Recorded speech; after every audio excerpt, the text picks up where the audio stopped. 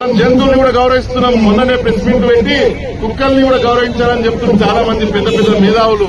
మేమేమంటున్నాం, అందరినీ గౌరవిస్తున్నాం. మా బీసీ జాతిని గౌరవించమని ఆర్ కృష్ణన్న 50 ఏళ్ల నుండి దేశంలో ఏ నాయకుడు లేని విధంగా బీసీల జెండా గల్లీ టు ఢిల్లీ తీసుకుపోయి ఈ రోజు పార్లమెంట్ లో కూడా బీసీ నినాదం ఎత్తుతుండు.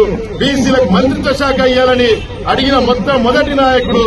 ఎంతో మంది బీసీ లీడర్లు ఉన్నా కూడా ఆయన ఏ లాభం ఆశించకుండా బీసీలకి మంత్రిత్వ శాఖ పెట్టాలని అడిగిండు. కాబట్టి ముఖ్యమంత్రి గారికి నేను ఒకటే అడుగుతున్నాను, మీరు కృష్ణన్న మన పెద్దన్న, బడుగు బలైన వర్గాల పెద్దన్న బీసీ ఎజెండాని ఆయన భుజాల మీద చేసుకుని 50 ఏళ్ల నుండి ఒకటే మీద దేశవ్యాప్తంగా గల్లీ టు ఢిల్లీ చలో పార్లమెంట్ అని ఏదో నిరాకరించిండు. అసెంబ్లీని పొరగొట్టింది 1978 లా ఈ పిల్లలు చదువుకోవాలని. అట్లాంటి నాయకుడు అడిగిన డిమాండ్ తోటి మీకే మంచి పేరు వస్తుంది. కాబట్టి ఆయన న్యాయపరమైన డిమాండ్లు, గురుగారి సొంత భవనాలు అట్లాంటివన్నీ కూడా మీరు ప్రభుత్వ కృష్ణన్న గారు మొన్ననే అన్నారు, పార్లమెంట్ లో కూడా మాట్లాడారు దేశవ్యాప్త ఫీజు రియంబర్స్మెంట్ పెట్టాలని. చూడండి, ఆయన ఈ దేశ పేద ప్రజలు పేదరికం లేకుండా ప్రతి వ్యక్తి కూడా హ్యూమన్ రిసోర్స్ డెవలప్మెంట్ కావాలని, స్కిల్ ఈ నైపుణ్యం పొందాలి కులాలని విద్య పరంగా ఆర్ కృష్ణన్న చైతన్యం చేస్తున్న ముఖ్యమంత్రి గారు.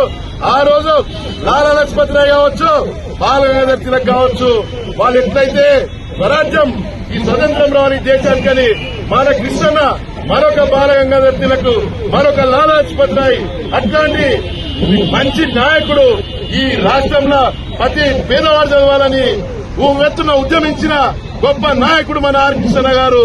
మీరు రండి, ప్రజా పాలన చేయండి అని నేను చెప్తున్నాను ముఖ్యమంత్రి గారికి. న్యాయమైన డిమాండ్లతోటి ఆర్ కృష్ణ చేస్తున్న ఉద్యమానికి 42% ని కోట్ల గెలిచేటట్టు పోరాడండి ముఖ్యమంత్రి గారు. రోహింగ్యాలు 7 పోరాడినప్పుడు మీరు 7 బీసీల కోసం పోరాడలేరా? వాళ్ళు ఓట్లేస్తేనే కదా మీరు అధికారానికి వచ్చింది. రాష్ట్ర ముఖ్యమంత్రి గౌరవనీయులు రేవంత్ రెడ్డి గారిని నేను అదే అడుగుతున్నాను. ఎంతో ప్రజాస్వామ్యంగా మేము అడుగుతున్నాము.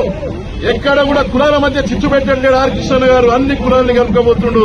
మీ ఈవీసీలకు కూడా రిజర్వేషన్ పెట్టించారు ముఖ్యమంత్రి గారు. ఆయన చెప్పుకోరు ఆర్ కృష్ణ ఏ రోజు కూడా ఇది చేసిన అది చేసిన అని చెప్పుకోరు. ఆయన ఆశించకుండా చేసే నాయకుడు.